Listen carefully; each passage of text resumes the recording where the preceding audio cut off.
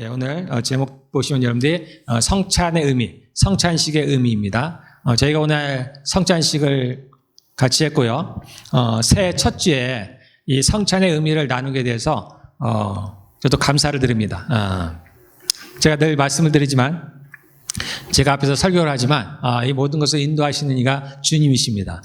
그래서 이 새해 첫 주에 주님께서 이것을 나누시기를 원하셔서 저로서도 아주 뜻이 깊다라는 생각이 들었습니다. 예. 그래서 여러분들이 오늘 이제 이 말씀을 들으시면서 성찬의 의미에 대해서 그리고 더 나아가서 예수님과 교회, 예수님과 나와 관계 또는 거창한 얘기지만은 하나님께서 이 땅 가운데서 무엇을 하고 계시는지, 우리는 왜 이 땅에서 이렇게 살고 있는지, 그런 부분에 대해서 여러분들이 한번 좀 생각하는 그러한 시간들 되었으면 좋겠습니다. 이제 예수님을 믿지 않다가 예수님을 믿게 된 분들은 압니다. 세상의 모든 사람들이 본인이 어디에서 왔는지, 어디로 가는지, 도대체 왜 이 땅에서 살아가는지 그 이유를 알지 못하고 살아갑니다. 평생에 그것을 고민하며 살아가요. 그런데 그것을 알 수가 없으니까 그냥 살아갑니다. 저도 그랬었고. 그래서 내가 어디서 와서 어디서 갔는지는 알지 못해요. 그러나 나에게 생명이 주어졌으니까 우리가 스스로 죽을 수는 없고 생명은 강해요, 여러분들. 목숨을 끊어나는 게 쉬운 일이 아닙니다. 그래서 살아갑니다. 그래서 오직 자신의 육신을 위해서 그렇게 살아요. 그러나 이제 예수님을 믿고 새로 거듭난 우리들은 그렇게 살아갈 수 없습니다. 우리는 분명히 하나님이 살아계신 것을 믿습니다. 그리고 하나님께서 이 하늘과 땅을 창조하신 것을 믿습니다. 그분이 계획 없이 하시는 분이 아니에요. 예레미야에 보면은 일을 행하는 여호와, 어떤 버전에서는 일을 계획하는 여호와, 그것을 지어 성취하는 여호와. 하나님이 일을 계획하십니다. 그리고 그것을 이루어 가십니다. 여러분들 한 사람 한 사람입니다. 우리 교회 전체가 아닙니다. 여러분들 한 사람 한 사람. 여러분의 삶을 계획해 가십니다. 성경에 보면 그가 태중에서 우리를 지었다고 말씀하시고 우리의 한 날이 시작되기 전에 우리의 모든 날을 그가 책에 기록하였다 이렇게 말씀하십니다. 그분은 우리의 전 삶을 알고 계십니다. 우리의 미래의 삶이 정해졌다는 얘기가 아니에요.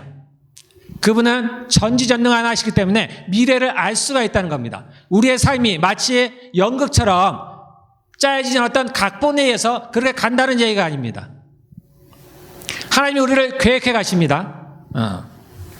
그것이 모든 것들이 정해진 대로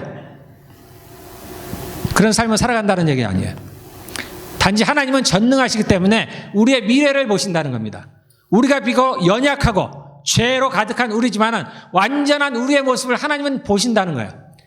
이미 천국에 있는 나를 보시고 계시다는 겁니다. 그러므로 주님은 비록 내가 지금은 죄된 모습을 갖고 있지만 연약하지만 그러나 주님은 저를 사랑하신다는 겁니다.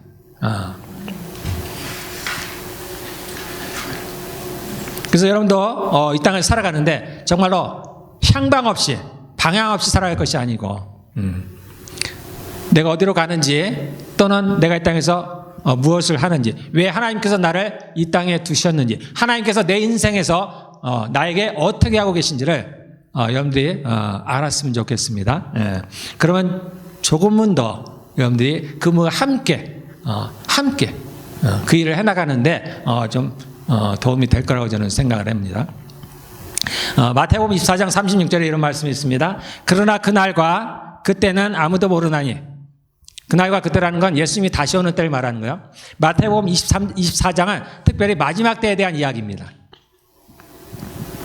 우리가 아는 마지막 때, 이 땅, 이 하늘이 사라지고 불에 다 탄다 그랬습니다. 불로 멸망한다 그랬습니다.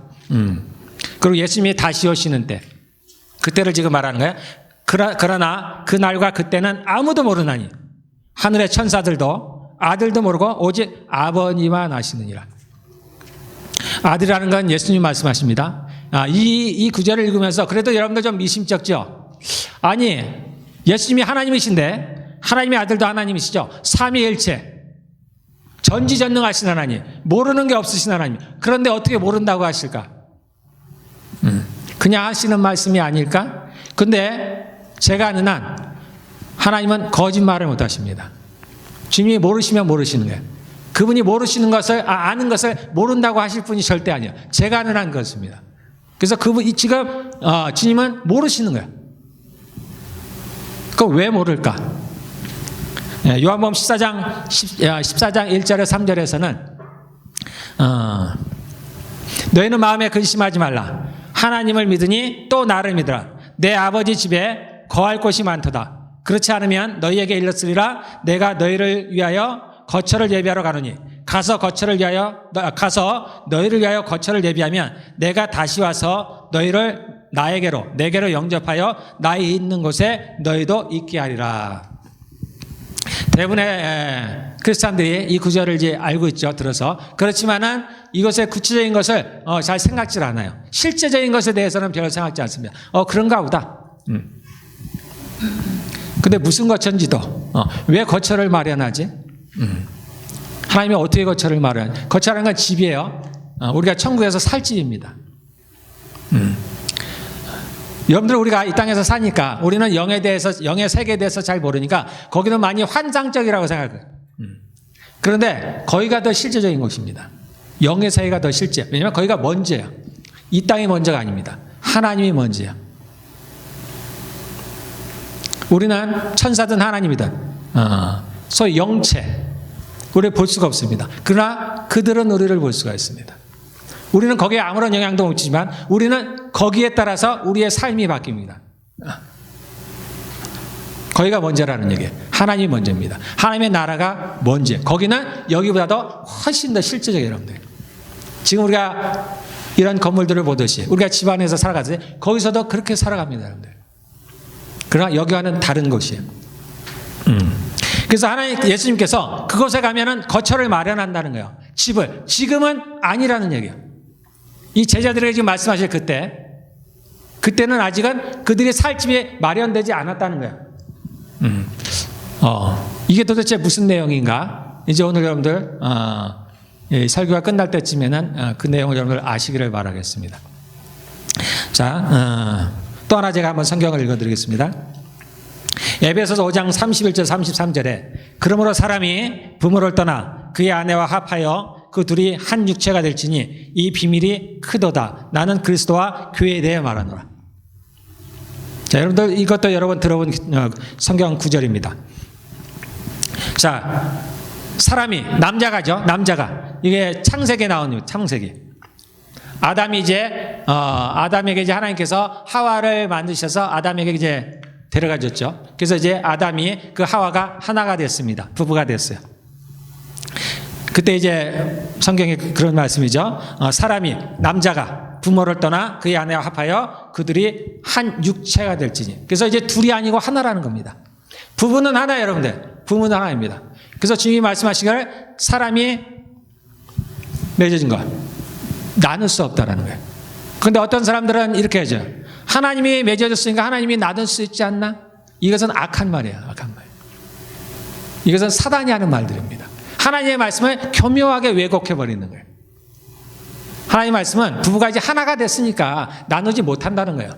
나누지 말라는 얘기입니다. 따르게 해석할 필요가 없어요. 자, 그런데 이렇게 얘기를 하면서 에베소서에서 사도 바울이 지금 편지를 쓰는 겁니다. 이렇게 남자와 여자, 사람의 관계를 얘기하면서 그런데 마지막에 뭐라고 하냐면 나는 그리스도와 교회에 대해서 남녀의 관계를 비유해서 뭐를 얘기하고 싶으냐면 그리스도와 교회에 대해서 얘기한다라는 겁니다. 교회라는 것은 여러분들 뭉뚱그려서 전체를 말하지 말고 쉽게 얘기하면 성도, 나를 얘기하시면 된다. 그리스도와 나와의 관계를 얘기하는 겁니다. 그리스도와 그의 신부된 사람과의 관계를 얘기하는데 부부와 같다라는 거예요. 그래서 부부가 육체가 하나가 돼서 그들이 하나가 되는 것처럼 이제 우리가 주님과 혼인을 하게 되면 주님과 우리가 하나가 된다. 하나. 그때는 이런 육체가 아니죠. 단지 이건 비유로 사용한 거예요. 우리의 영이 주님의 영과 하나가 된다는 거예요, 여러분들. 이게 비밀이라는 거예요. 우리가 그날 이제 천국에 가서 혼인잔치를 하면 우리 예수님과 나의 영이죠. 그러니까 하나가 된다는 거예요. 하나 된 거예요. 이 비밀이 크도다라는 거예요. 지금 이 얘기를 하고 있는 겁니다. 네. 우리는 이게 얼마나 어마어마한 일인지 모릅니다, 여러분들. 그래서 그 천사들이 대단하죠. 우리는 천사를 못 보지만 천사는 대단합니다. 한 천사가 성경에 나오죠. 전쟁을 치는데 적군 18만 5천 명을 한 명의 천사가 가서 하룻밤에 다 몰살을 시켰어요. 천사가 어마어마합니다. 우리하고는 비교할 수 없어요. 그 천사들이 우리를 부러워하는 거예요. 우리를 흠모하는 거예요. 우리의 위치가 그렇다는 거예요. 그 하나님과 우리가 하나가 된다는 거예요. 하나. 아니, 하나님은 한 분이신데 어떻게 이 모든 사람들과 다 하나가 될 수 있지? 그분은 전지전능하사. 성경은 뭐라고 표현하냐면 나는 영이 유효하다 말이 좀 어렵죠. 영이 충만해서 또는 영이 많아서 이렇게 해석해야 될지도 모르겠는데 우리는 명확히 잘 몰라요. 그러니까 하나님의 영이 충만해서 하나님의 영이 넉넉해서 우리는 하나뿐이 없지만 그래서 하나님은 어디든 나갈 수 있습니다. 모든 사람 한 사람 저 우주 끝까지도 하나님의 영은 어디든지 갈 수 있습니다. 여러분들 하나님이 얼마나 큰지는 우주를 보시면 알아요. 우주는 우리가 상상할 수 없는 크기입니다. 우리의 상상력으로는 상상할 수가 없어요. 그리고 그 우주가 학자들에 의하면 지금도 우리가 커진다고 얘기를 하죠. 그 우주를 만드신 하나님, 그 우주보다 크신 하나님, 그 우주 밖에 있는 하나님,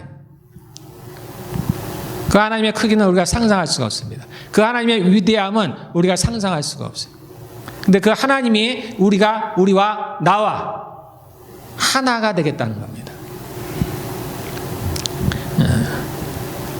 우리에게 이 땅에서 어떤 일이 벌어졌느냐를 제가 전에 한번 잠깐 설명할 때 그런 얘기를 했습니다. 하나님께서, 예수님께서, 아니 어떤 왕이 신부와 결혼을 하다가 어느 마을에서 일이 벌어졌다 그랬어요. 그래서 바로 결혼식을 아직 하지 못하고 그 죄인이 된 신부를 다시 살리기 위해서 그리고 또 그를 그렇게 만들었던 마을 사람들을 멸하기 위해서 이제 지금 그러한 과정들이 이 땅에서 벌어지는 일이라고 그랬습니다. 그래서 그 왕은 자신의 신부를 위해서 자신의 생명을 바치기로 했다. 그것이 예수님이시다. 그래서 그분이 이 땅에 친히 오셔서 십자가에서 자기의 신부들을 위해서 죽으셨다. 그래서 피값으로 자기 신부를 사셨다. 그리고는 무엇을 하겠어요? 원래 계획하셨던 거. 원래 계획하셨던 게 뭐예요? 자신의 신부를 만드는 겁니다. 그래서 그 일을 주님은 하실 겁니다. 지금도 그 일을 하시려고 하시는 거예요. 그래서 이 땅에서 자신의 신부를 자신의 피값으로 사서 이제 때가 참에 하나님께서 그 하나님의 나라에서 우리를 자신의 신부로 맞이하. 지금 그렇게 가고 있는 거예요. 만약에 이건 만약입니다. 만약에 아담과 하와가 범죄하지 않았다면 주님의 계획은 그때나 지금이나 동일합니다. 주님은 자신의 나라, 하나님의 나라. 이 땅에 우리가 살고 있는 이 땅은 이제 조만간 없어져요. 영원으로 치면 한 점에 불과합니다. 그래서 멸망하기 위해서 이 땅은 남겨졌다 그랬어요. 그래서 조만간 이 하늘과 땅은 사라져버립니다. 그리고 그 하나님의 나라가 영원합니다. 이제 그곳에서 사는데 그 하나님께서 자신의 나라를 함께 다스릴 신부를 만드는 거지 지금은. 그 신부를 만들겠다는 겁니다. 그리고 그 신부와 함께 그 하나님의 나라를 함께 영원히 기쁨 가운데 다스리겠다는 거예요. 그게 하나님의 계획입니다. 그래서 에덴 동산을 만드시고 아담과 하와를 드셔서 그와 그의 자손들을 통해서 이제 하나님의 신부들을 만드는 거예요. 그런데 우리가 아는 대로 우리가 전지전능에 대해서 오해하라 하시면 안 됩니다. 하나님을 마치 요술쟁이처럼 그럼 한 번에 뚝딱 만드시지. 그렇지 않아요. 그렇게 되진 않는 겁니다. 그 신부를 만드는데 한 번에 되는 게 아니에요. 시간이 필요합니다. 아마도 다른 피조물보다는 우리 사람을 만드시고 우리의 사람을 자신의 신부로 만드는 과정이 어쩌면 가장 어려웠는지 모릅니다. 주님은 그것을 이루시겠다는 거예요. 아담과 하와가 범죄하지 않았다면 그들은 그 에덴 동산에서 그러한 신부로서의 훈련을 받았을 거예요. 그러한 모습을 갖출 때까지 그들은 그곳에 살았을 겁니다. 그리고 이제 때가 차서 그들이 신부의 자격이 되었을 때 주님께서는 또 혼인잔치를 통해서 그들을 자신의 신부로 맞이하시고 그 하나님의 나라에서 그들과 함께 영원히 함께 기쁨으로 다스렸을 거예요. 그런데 그때 문제가 생겼죠. 우리가 아는 대로 하와가 범죄를 했습니다. 그래서 우리는 에덴에서 쫓겨나서 이 땅에서 살게 됐습니다.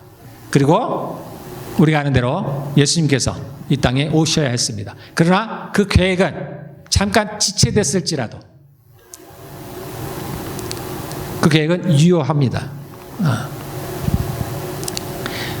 자, 이러한 과정들을 가장 잘 표현한 게 뭐냐면은 이스라엘의 결혼 풍습입니다. 이스라엘의 결혼 풍습을 보면 이러한 전체적인 내용들이 왜 이렇게 주님이 이렇게 행하시나라는 것을 저희가 알 수가 있어요. 주님께서 그 이스라엘의 풍속을 좇아서 이러한 일을 하시는 게 아니에요. 주님이 항상 먼저입니다. 주님이 하시는 일들을 이스라엘의 풍속을 좇아서 우리가 그것을 통해서 아는 거예요. 이스라엘의 풍속, 결혼 풍속을 통해서 하나님이 보여주시는 거예요. 내가 왜 늦게 오고 왜 가고 왜 이러한 일들을 이렇게 진행해 가는지를 알려주시는 거예요. 자, 하나하나 볼까요?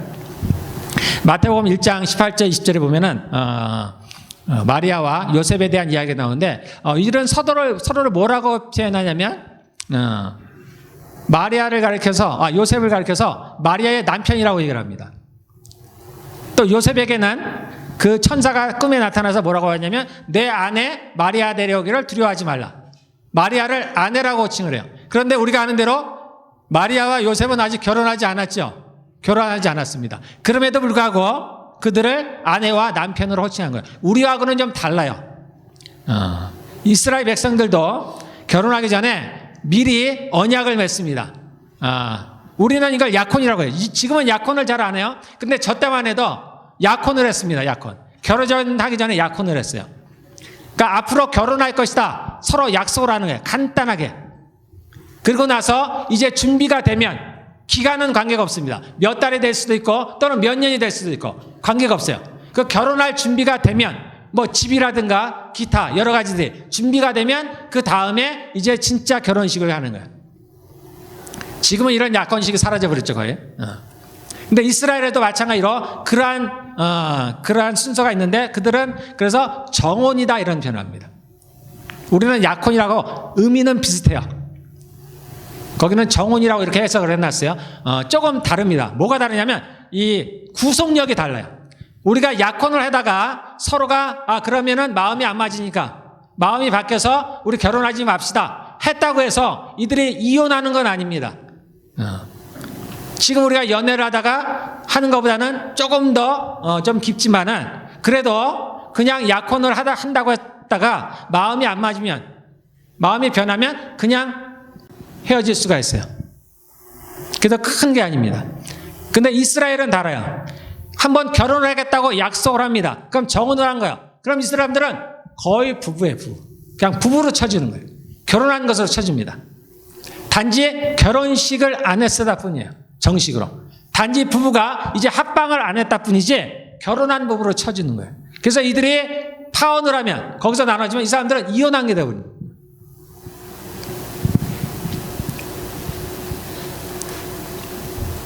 자, 그래서 그 과정들을 제가 한번 보면 이렇게 됩니다.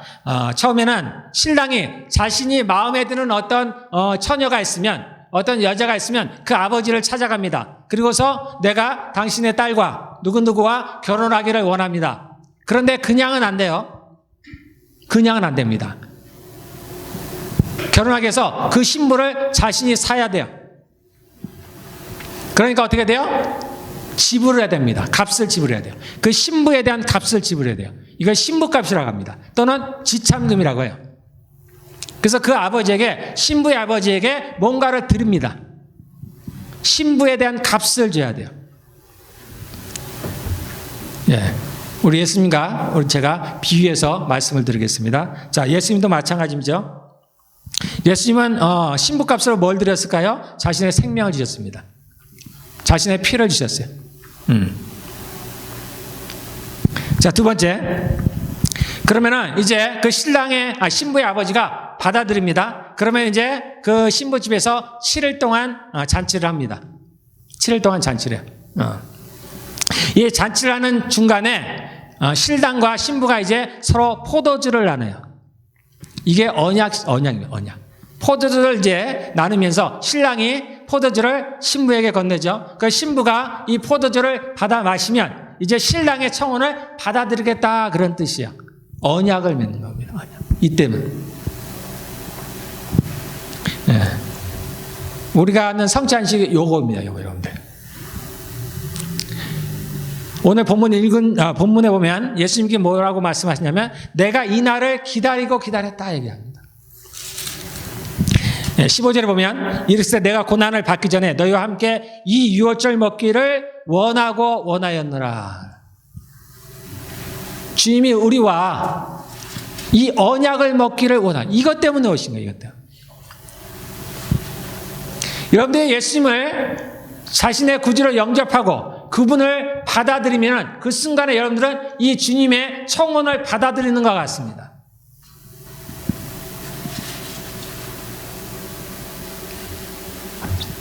자, 그 후에 어떤 일이 벌어지나 보겠습니다. 바로 결혼식이 되는 건 아닙니다. 이제 신랑은 신부와 언약을 맺었죠? 결혼하기로 했습니다. 그런데 신부와 살 집이 없어요. 그래서 이제 집을 마련하러 돌아갑니다. 자신의 아버지에게로 돌아가요. 그것이 아까 읽은 우리 요한복음 14장 1절에서 3절에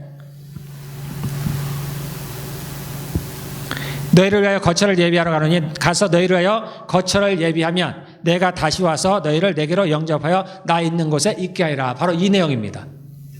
이제 신랑이 신부를 그 신부의 집에 그대로 두고 신랑만 혼자 떠나서 그 신랑의 아버지 자신의 집으로 돌아갑니다. 뭘 하려고? 신부와 살 집을 마련하기 위해서.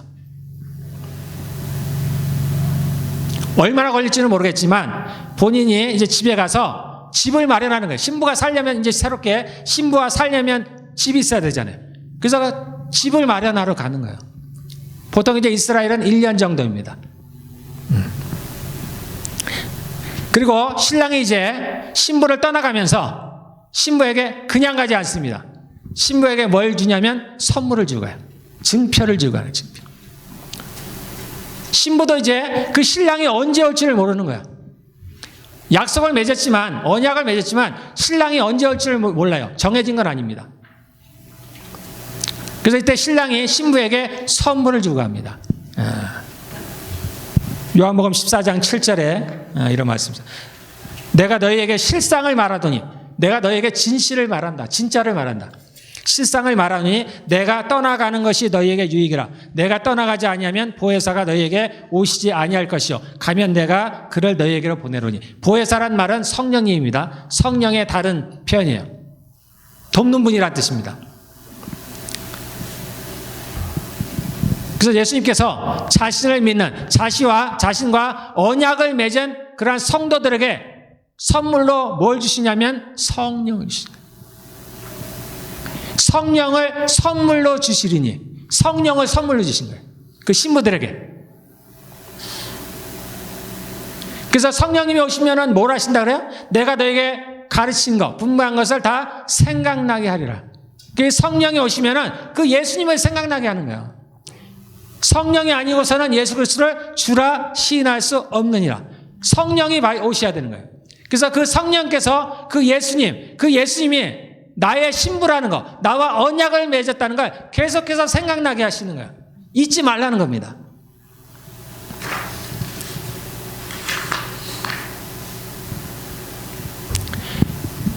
자, 이제 신랑은 떠나갔어요. 집을 지으러 떠나갔습니다. 신부가 남겨졌죠?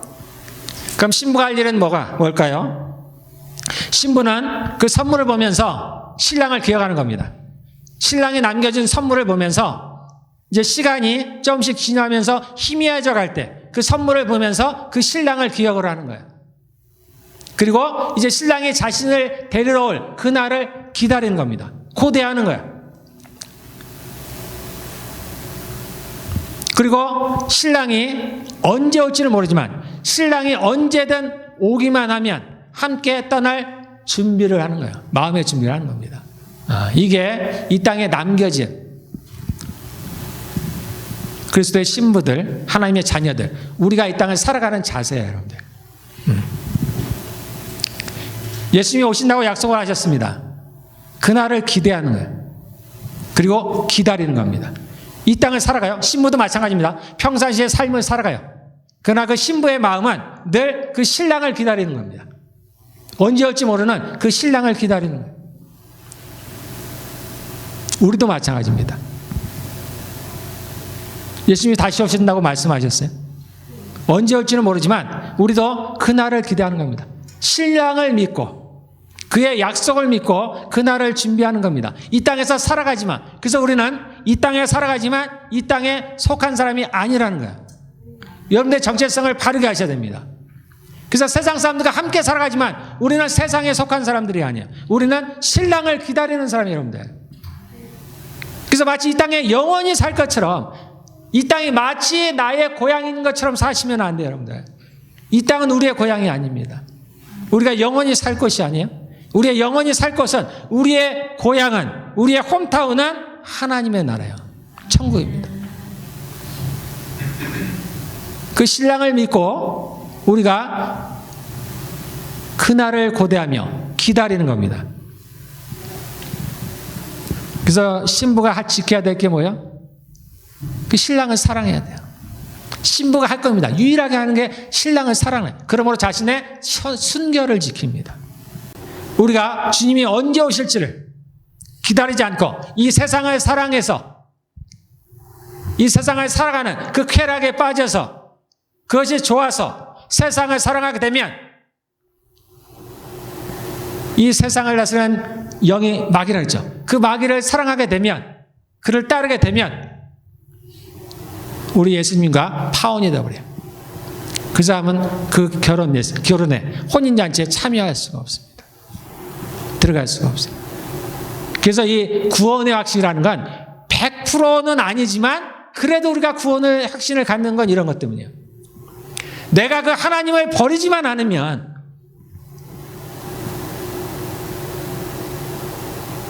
내가 그 원수를 사랑하지만 않으면, 내가 그를 따라가지만 않으면, 내가 좀 부족해도 우리는 구원을 받을 수가 있습니다. 주님 우리에게 완전한 모습을 요구하는 게 아니에요. 우리는 완전할 수가 없습니다. 여러분들의 이 육체를 갖고 있는 한, 이 땅을 밟고 사는 한, 여러분들은 매일같이 죄를 짓습니다. 네.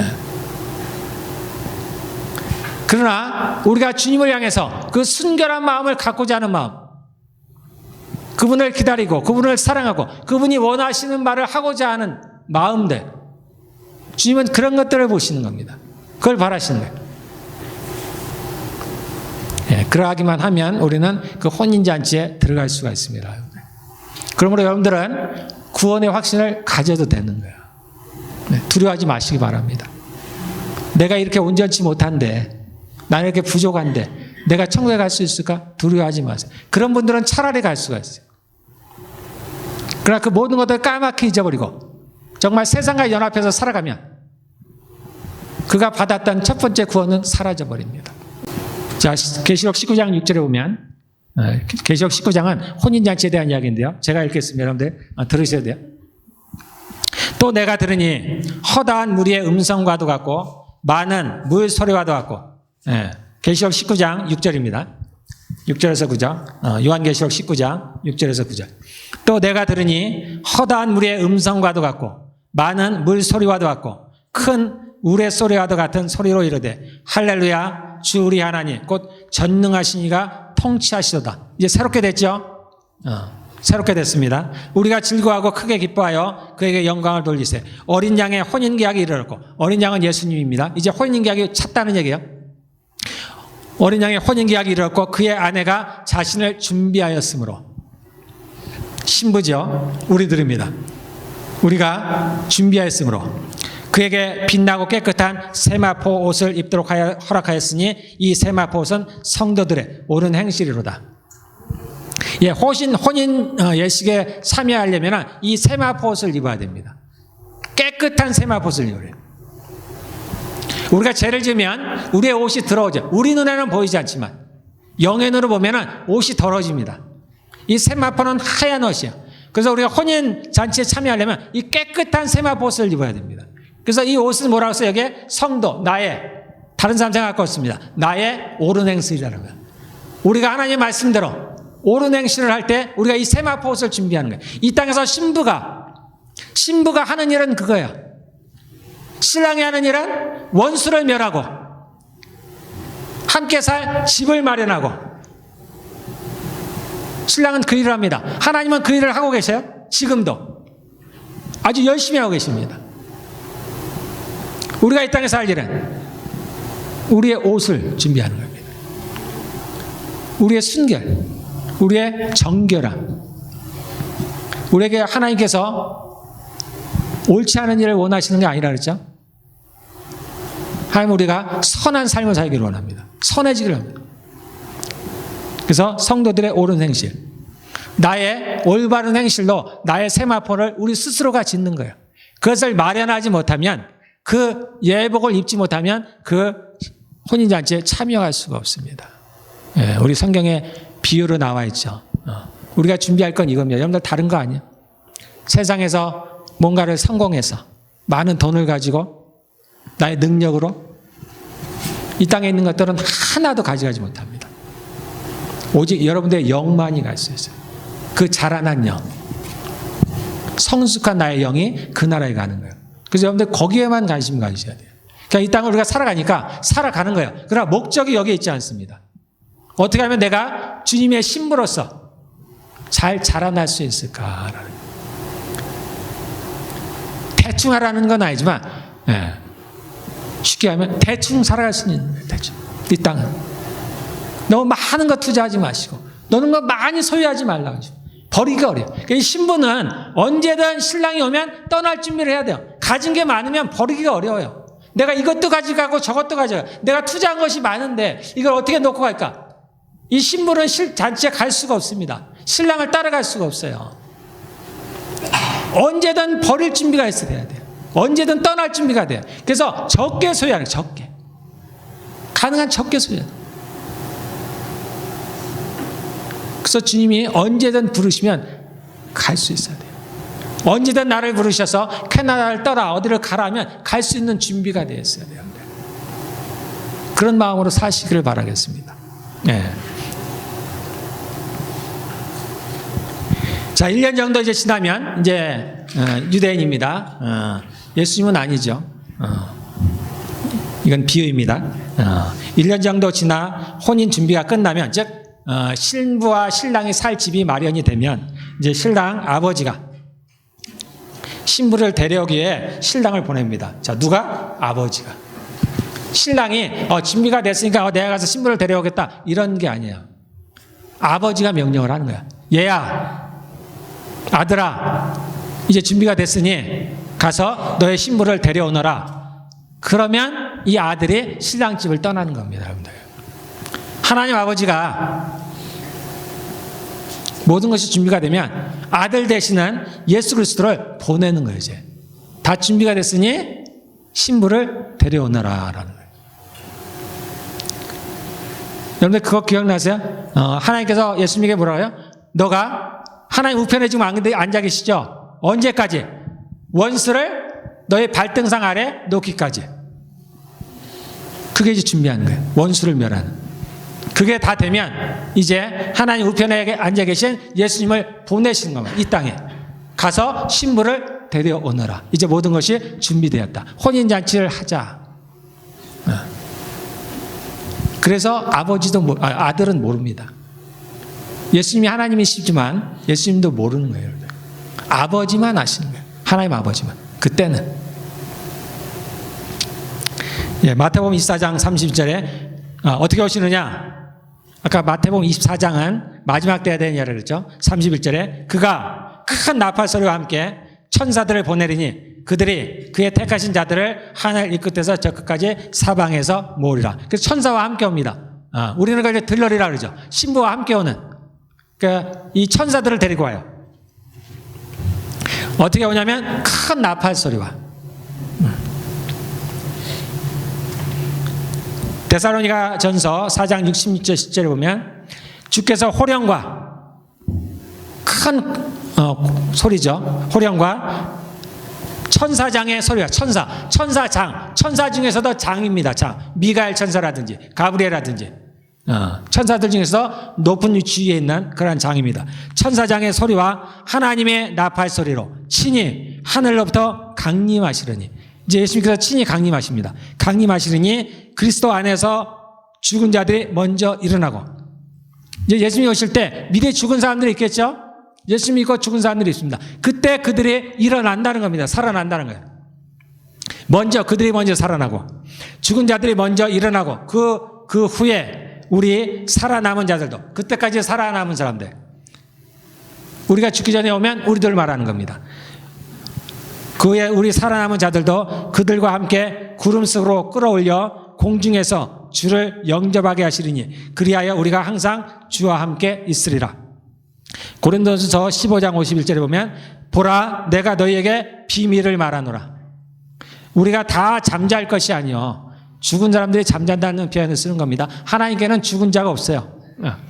우리가 다 잠잘 것이 아니요 마지막 나팔에 순식간에 호련이 다 변화되리니 그날에 다 변화가 됩니다.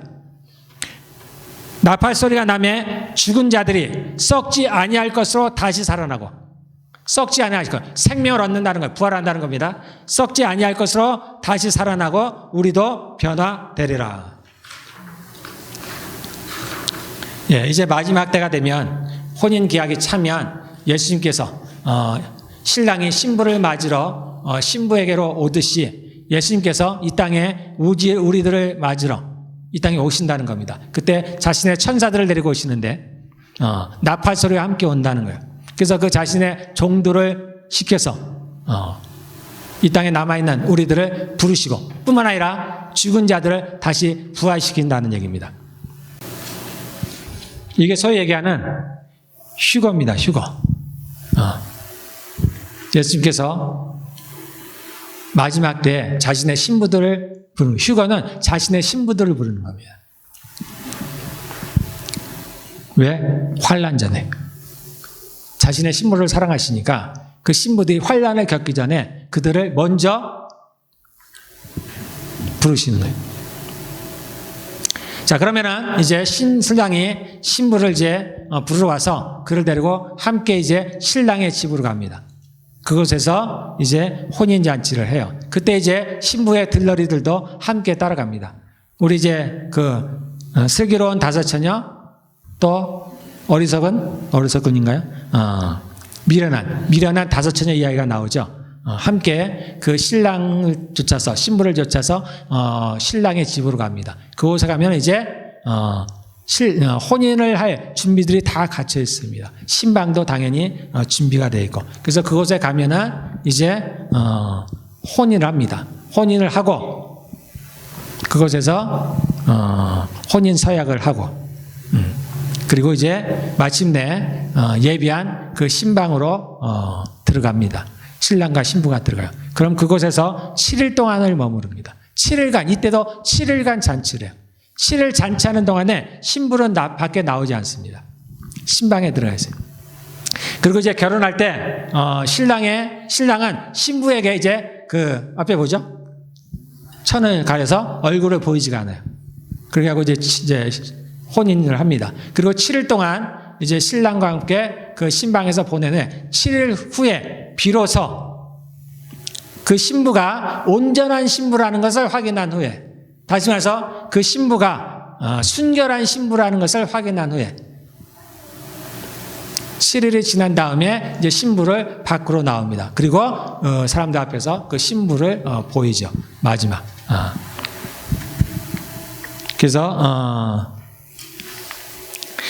그래서 그 휴거가 언제일까를 생각할 때 7일 동안의 혼인잔치요. 그래서 혼인잔치 전에 신부를 데리고 가죠. 그래서 7일이 7년 대환란을 얘기를 합니다. 보통. 그래서 신부를 7년 대환란이 있기 전에 신부를 데려가고 신부 이제 7일이 지나서 마침내 이제 신랑과 신부가 함께 나오는. 그래서 요것을 보고서 휴거가 아마 대환란 7년 대환란 전에 일어날 거다. 이렇게 많이들 예상을 하고 추측을 합니다. 그래서 제가 조만간 휴거는 언제 일어나는가에 대해서 한번 말씀을 드리도록 하겠습니다. 이스라엘은 대표예요, 대표. 우리 모든 인류의 대표입니다. 이스라엘을 통해서, 그들의 역사를 통해서 주님은 자신을 드러내시고 자신의 할 일들을 나타내세요. 이스라엘의 이러한 결혼 풍습을 통해서 우리의 역사들, 주님이 역사죠. 하나님의 나라의 역사를 어떻게 이끌어 가실 것인지를 보여주고 있습니다. 그런 이제 혼인잔치를 마치면 그러면은 우리가 주님과 무엇을 하냐? 그 천국에서 영원히 그분의 나라, 하나님의 나라를 함께 다스리는 자가 됩니다, 여러분들. 네, 그래서 여러분들 이것이 정말 실제라는 거 여러분들 믿으셨으면 좋겠어요. 그래서 내가 이 땅에서 어떻게 살아가야 되는가? 나의 정체성은 무엇인가? 내가 무엇을 바라며 어떻게 살아가야 되는 것을 여러분들이 확증하셨으면 좋겠어요. 확정했으면 좋겠습니다. 그래서 방향 없이 살아가지 마시고 내가 가는 길이 무엇인지도 모르면서 그냥 가다가 보면 넓은 길로 가요, 여러분들. 여러분들 모르게 넓은 길로 갑니다. 세상 사람들 가는 길로 가요. 세상 사람들이 돈을 줬으니까 나도 돈을 줬고 세상 사람들이 돈을 벌려고 하니까 나도 같이 따라가고 세상 사람이 좋다는 것들 좋으니까 내 육신이 편하죠. 내 육신이 즐거운 대로 내 마음이 원하는 대로 따라갑니다. 따라가다 보면 그 넓은 길로 가게 돼요. 넓은 길은 멸망의 길입니다, 여러분들. 우리는 좁은 길로 가야 돼요, 여러분들. 좁은 길은 찾는 사람이 많지 않습니다. 찾고자 해도 찾기가 어려운 것이에요. 이 좁은 길 끝에는 좁은 문이 있습니다. 그게 바로 하나님 나라의 문입니다. 문은 예수님이죠. 그곳에서 주님을 만나서 함께 들어가는 거예요. 계시록 보면 새 하늘과 새 땅, 그 안에 새 예루살렘이 내려옵니다. 거기에 들어가는 문이 있습니다. 진주로 된 문이에요. 진주문이, 그 진주가 얼마나 큰지 한 개의 진주로 문이 만들어졌어요. 여러분과 저의 꿈은 이 진주문을 통해서 그 나라에 들어가는 거예요. 네. 이외에 다른 꿈이 없습니다, 여러분들. 이 진주문을 누가 들어가 있었느냐? 세마포 옷을 입어야 돼요, 여러분들. 그래야 우리가 그 성에 들어갈 수가 있습니다. 저희는 꿈이 이거예요.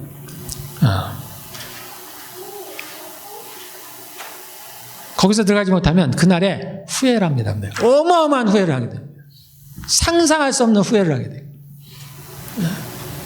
정말 무서운 일을 겪고 있습니다. 그래서 성경은 뭐라 해요? 마지막에 주님과 신부가, 신부, 우리들 말하는 거예요. 오라 부르는 거예요. 오라. 다 오라는 겁니다. 우리 함께 그 문에 들어갑시다. 네. 그 성에 들어갑시다. 네. 그 성에서 한번 다 같이 만납시다. 네. 하나님과 함께 그 하나님의 나라를 정말 영원토록 기쁨으로 한번 다스리는데 우리도 한번 동참해 봅시다. 그 기쁨과 그 즐거움이 얼마나 하겠어요? 어마어마합니다, 여러분들. 네. 이 땅의 것들은 비교할 수가 없습니다. 이 세상이 주는 악한 원수가 주는 그런 쾌락들은 그 하나님이 주시는 기쁨에는 비교할 수가 없어요.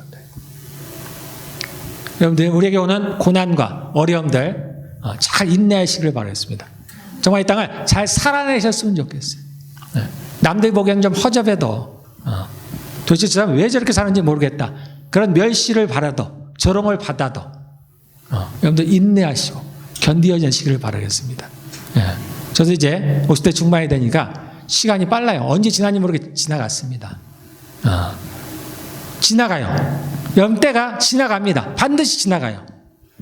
우리는 시간 속에 살고 있기 때문에 반드시 지나갑니다. 그 하나님의 나라에 갈 때가 와요. 하나님을 뵐 때가 반드시 옵니다, 여러분들. 그때 후회하지 않으시기를 바라겠습니다.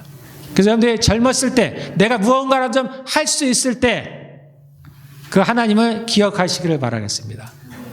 그래서 이 땅의 것들을 다 내려놓으시고, 여러분들이 가졌다고 생각하는 것 다 내려놓으시고, 주님께 드리시고, 아니면 다른 사람들에게 나누세요. 갖고 있는 거 다 나누세요. 그리고 그날에 쌓으시기를 바라겠습니다.